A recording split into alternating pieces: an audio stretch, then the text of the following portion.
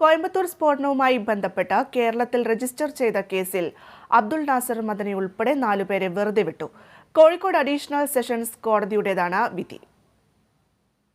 കോയമ്പത്തൂരിൽ രജിസ്റ്റർ ചെയ്ത കേസിൽ മദനിയെ നേരത്തെ കോടതി വെറുതെ വിട്ടിരുന്നു. AT മുഹമ്മദ് അഷ്റഫ് മാറാട്, MV സുബൈർ പയ്യാനക്കൽ, അയ്യപ്പൻ, അബ്ദുൾ നാസർ മദനി എന്നിവരെയാണ് ഇപ്പോൾ കോടതി വെറുതെ വിട്ടിരിക്കുന്നത്. കോഴിക്കോട്ട് രജിസ്റ്റർ ചെയ്ത കേസിലാണ് കോടതി വിധി. ക്രിമിനൽ ഗൂഢാലോചന, രാജ്യദ്രോഹം, മതവിഭാഗങ്ങളിൽ സ്പർദ്ധയുണ്ടാക്കൽ എന്നീ കുറ്റങ്ങൾ ചുമത്തിയായിരുന്നു കേസ്. കോഴിക്കോട് കസബ പോലീസായിരുന്നു അന്ന് കേസ് രജിസ്റ്റർ ചെയ്തിരുന്നത്. കേസിൽ 4ാം പ്രതിയായിരുന്നു അബ്ദുൾ നാസർ മദനി. 1ാം പ്രതിയായ മുഹമ്മദ് അഷ്റഫിനെ പാകിസ്ഥാനിലേക്ക് തീവ്രവാദ പരിശീലനത്തിന് അയക്കാൻ മദനി ശ്രമിച്ചുവെന്ന ആരോപണം പ്രധാനമായും ഉണ്ടായിരുന്നു. കൂടാതെ കോയമ്പത്തൂർ സ്ഫോടനത്തിൽ ആയുധങ്ങൾ എത്തിക്കാൻ കൂടുതൽ സഹായം നൽകി എന്നുള്ളതൊക്കെയായിരുന്നു മദനിക്കെതിരെയുള്ള കേസ്. ഇതിൽ നിന്നെല്ലാമാണ് അബ്ദുൾ നാസർ മദനിയെ ഇപ്പോൾ കുറ്റവിമുക്തനാക്കിയിരിക്കുന്നത്. Kerala vision news, Kozhikode.